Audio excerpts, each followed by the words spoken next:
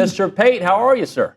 I'm trying to see, Nuno. When did I text you? Yeah, about 11 p.m. last night. Hey, can you bump off 9 a.m.? I had my schedule move around, and sure enough, we got it done in time. So, yes, unfortunately, we're leading the show off with a guest. It's not how we prefer it around here, but we had to make one concession for this one time. I appreciate it. We might actually prefer it. It's good to start off with a punch. And by the way, I apologize for going to bed at 9:22 p.m. I should, like normal humans, like when Billy texts after 10 o'clock, be able to respond. But I responded at like 6 a.m.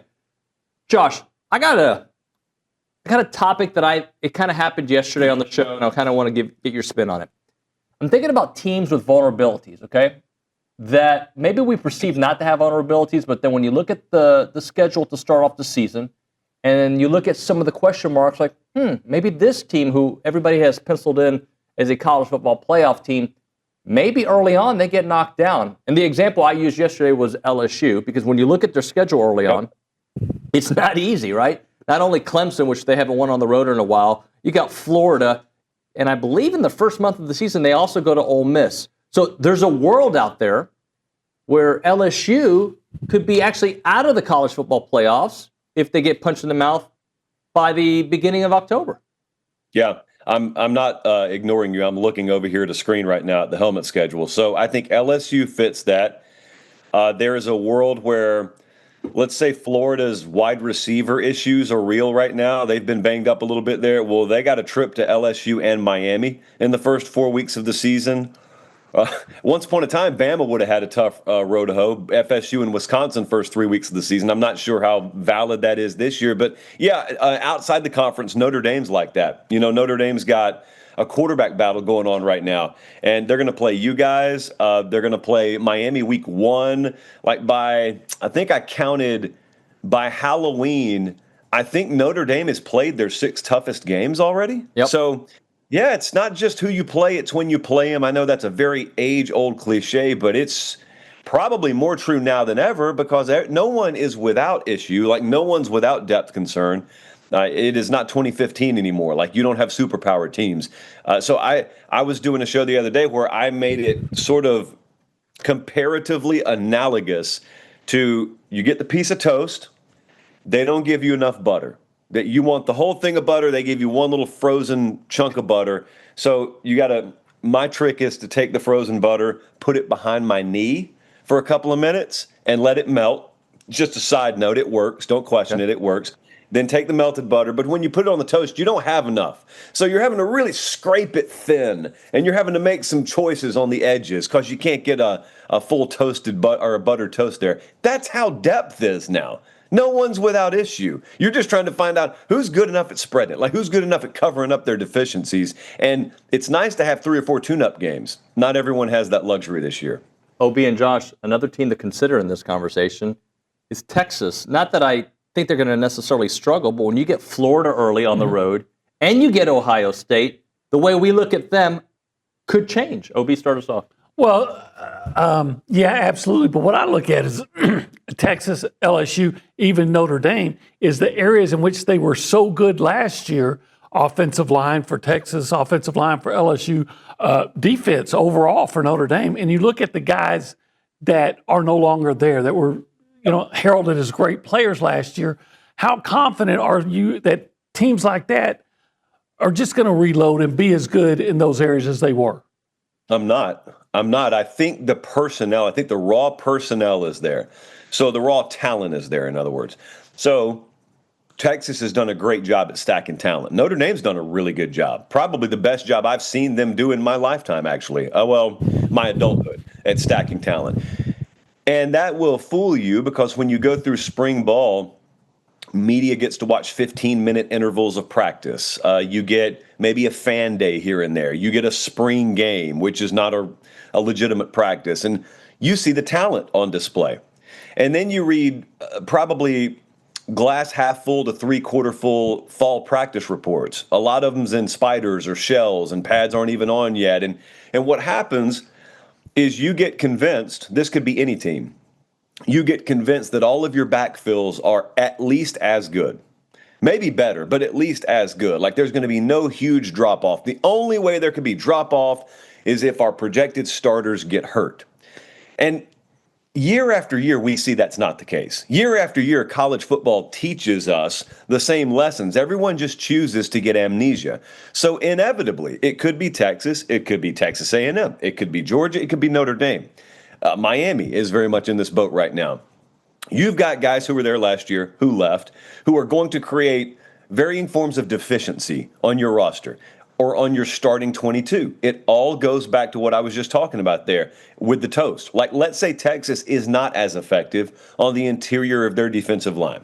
Let's say they were an A- last year. Let's say they can't do anything better than a solid B this year.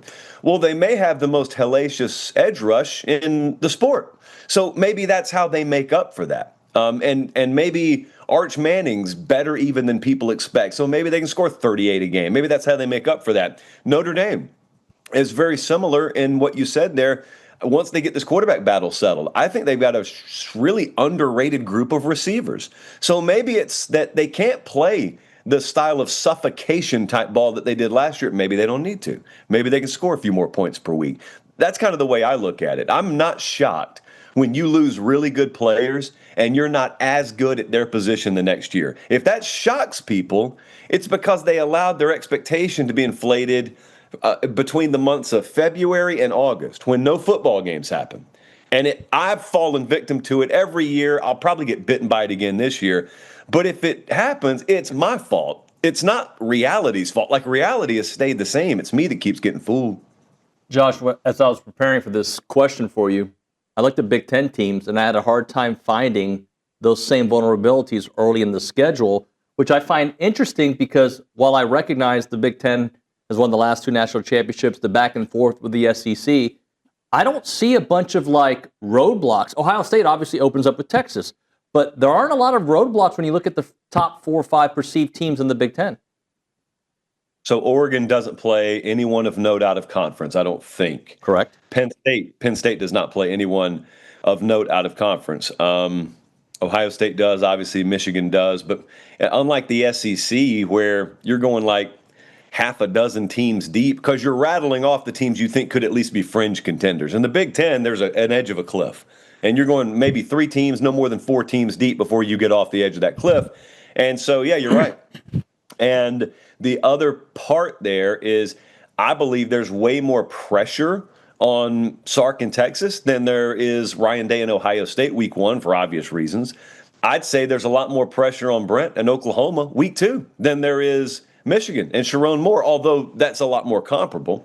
So my question is, if the Big Ten goes 0-2 there, competitive games and whatnot, they go 0-2, it really doesn't feel like the end of the world. Now, if Ohio State wins that thing week 1, and if Michigan goes into Norman and wins, you both know as well as I do, that is painted as a 5-alarm disaster for the SEC across every headline that has open space available. But yeah, you're right. They spent a lot of time touting that 9-game league schedule, which is wonderful. I mean, that's the way you choose to do business. But I mean, at the end of the day, the entire reason you're sort of banging your chest that you play 9 games is the insinuation there is we play a tougher schedule. And like you, I could take a magnifying glass and just look across this Big Ten schedule and ask, like, where's the beef the first few weeks of the season? Here's one, and you had to go out of conference for it, and here's another one, and I don't know. Yeah, you're right about that. Obi? Yeah, I think Kirk Cignetti's statement about the 9-game conference schedule for the Big Ten and the SEC's 8 games, I don't think it holds waters for the very reasons he was just talking about. Hey, Josh, 3 years ago this time, you could sit there and say, okay, if I'm looking at it, I want to bet on who's going to win a national championship. I could bet on Georgia and feel like it's like taking Tiger Woods back in the day against the field.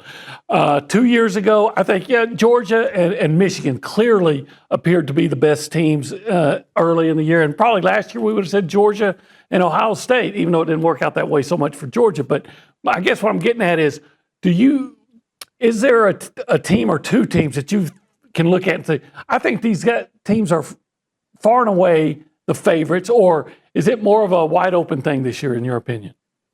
Completely wide open. I was just, if you saw the camera wobble a little bit, I was pulling up a spreadsheet. So I got my internal numbers here that I eventually used to put out the JP poll, but really it's just power ratings. Normally, OB, this time of year, beginning of the year, I would have a tier. I would have a first tier, and it may be one team deep, but it was never more than 2 or 3 teams deep. I'm telling you right now, I'm looking. We still got to refine these numbers, but just for raw broad strokes purposes, I'm looking at the gap between number 1 and number 15. It's 10 points. Normally, there was a 10-point gap between number 1 and number 6. So there's a lot of compression up at the very top. I do not expect that to go away. If anything, I expect it to maybe even compress a little tighter to where someone asked me the other day, who's the team to beat in college football? I think I even talked about that on this show with you guys. And I said, I don't think there is one. There may be half a dozen of them. I don't think there is a team to beat. Well, it could be that unlike years past where we're sitting here in August and it's all foggy, but you're saying, oh, it'll burn off. By 11 a.m. it'll burn off, or by October it'll burn off. We'll start to get a clearer picture.